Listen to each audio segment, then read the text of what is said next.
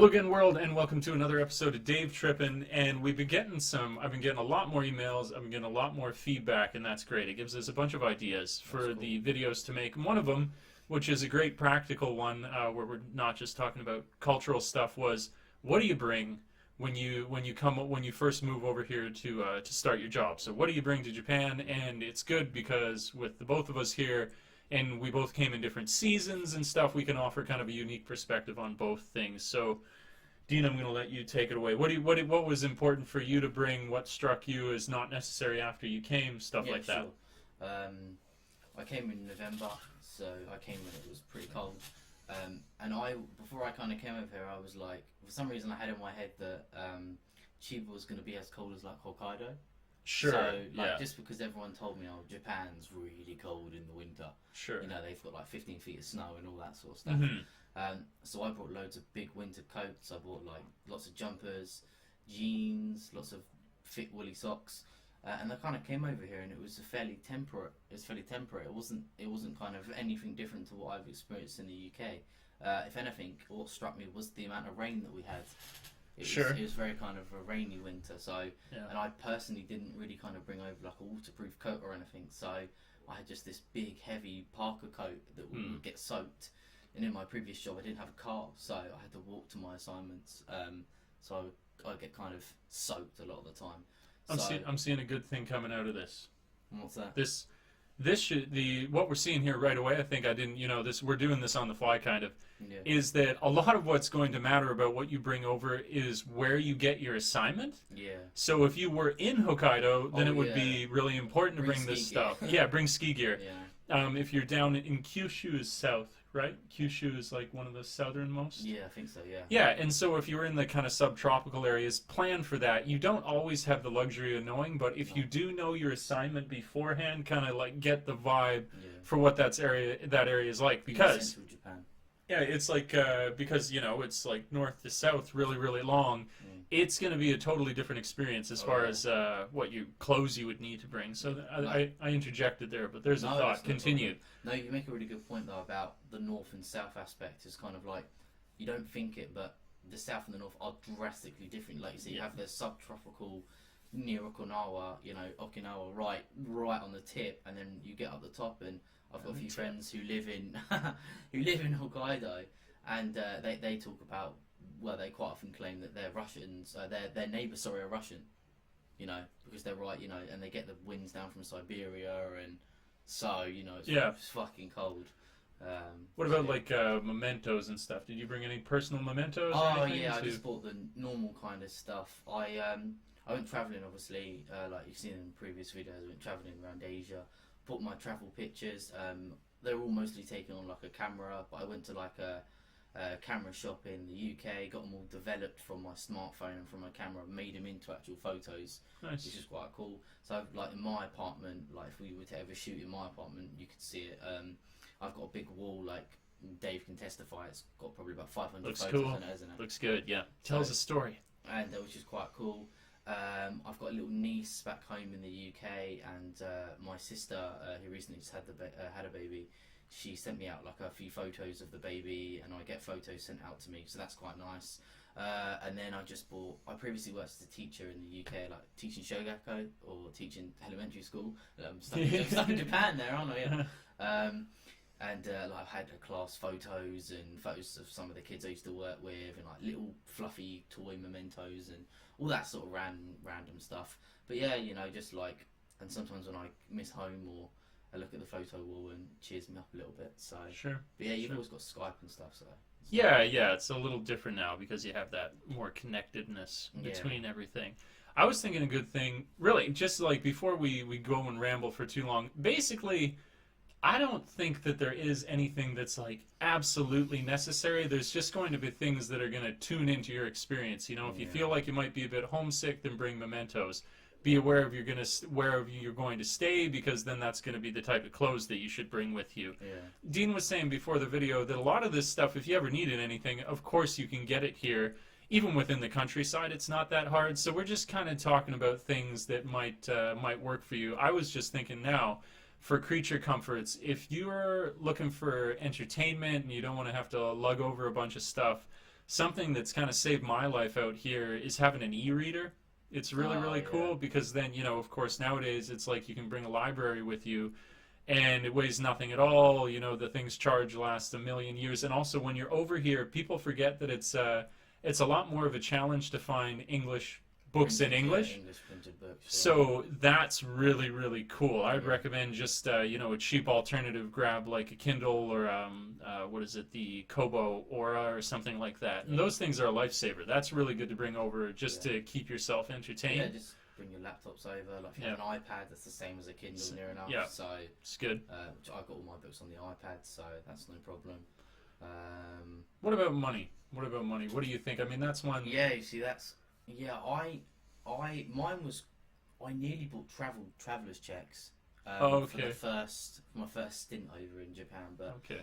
what I decided to do is I went to my bank. I don't know if it's different in anywhere other than the UK, but I went to my bank, and obviously because I travelled before, my bank did something where for like the 9 months that I was abroad, because obviously I had to have access to the cash, they kind of opened my account for me. They said like, listen, if I had to tell them a rough idea of the itinerary of what I was going to do. So I was like, oh, listen, for a month I'll be in Cambodia, then a couple of months I'll be in Vietnam, and then if I was like, taking money out in Hanoi or Saigon, Yeah. then they would be like, oh, okay, well that kind of goes near with what he kind of said, so they wouldn't shut my account down like any. This is great. Yeah, this is goes into just like general planning when you come over, because that's something that bit me in the butt kind of bad. Was I went to use my credit card, but I told my bank that I was coming, but your bank is separate from your credit card. You need to let not only your bank know, but phone up Visa or MasterCard and let them know Yes. as well that you'll be out of the country. Yes. In terms of how much money you need to bring, that's kind of up to debate as well. I brought Differs, over, doesn't it? yeah, I brought a couple thousand, That's about and probably what I brought as like, well. they recommended to bring something like 5,000 roughly in Canadian, and that's overkill. That's- I think you could get by with like 2,500. Yeah. I mean, even you could go a little less, and they even, like, the company, if you're with Interact, they'll give you a loan that you Yes. could, and the Kaiwas do as well. Do they not? Like, No, I never. No loans? No, I had no kind of loan. no pay advance or anything? No. Oh, okay, never mind. Okay, so But that was just my particular company. Yeah. It would be different in other kind of sure, companies. but yeah, around like 2.5K that you could bring over Yeah. in Canadian or American Does dollars that roughly. include your tickets? That doesn't- Not it including doesn't the include- cost doesn't of pay course, for your that. flight over Yeah. and stuff like Yeah. that. But yeah, bring some things that are going to keep you entertained. Bring over, that at least that minimum amount of money. You don't need to. They kind of put the fear of God in me, where they were like, don't count on taking your money out with a debit card while you're over here. And I'm just going to go out on a limb and say I think that as well is a bit overblown. Well, actually, yeah, no, I still do that now. Like I say, I've told my bank in England, listen, I live in Japan now. Please, can you keep my bank account open? So if you're seeing that I have withdrawals from Japan, don't shut my account down. And it's fine. And it's been absolutely fine. Like I've had it before where like, I wanted to splurge and get myself like a pocket Wi-Fi, and the payday hadn't come in yet, so I needed the cash fast. So I just whacked in my debit card. Yeah. It works at the convenies. Ironically, are more helpful than I would say the bank, because a lot of them, the ATMs are international. Yeah, So yeah, you that's get right. like kind of like a small charge, nothing too extortionate. I also have my account opened up so that my mum was like a trusted person on my account, so like she could feasibly kind of go in and raid my account if she chose to. But Sure. we did it so that if I was ever in a desperate situation, she would be able to deposit money Sure. into the account via the UK, and I could take it out here in Japan. So I opened my account, and I think in the UK it's called like a trusted person added to your account or something like that. So I added her, and she has like a card to my account, and I found that quite easy. Yeah, that's good too. But also music and stuff, just to like MP3s. I find that when I'm missing home, if I listen to some nostalgic music, I mean, because you're going to be, especially if you work in the public school system like me and Dave, you're going to be in an environment where you hear Japanese, 8 hours in a day, 8.5 hours in a day. It's really nice sometimes to, when you're driving home or cycling home or whatever, just to have that semblance of of English, really, isn't it? Sure, yeah, Sometimes it's nice. Yeah, just to get out of the constant. It's draining to be always in that foreign language 24/7. So Oh, yeah. that's nice to get out of. Of course, you'll have the internet and stuff, but yeah, Yeah. in your car and stuff.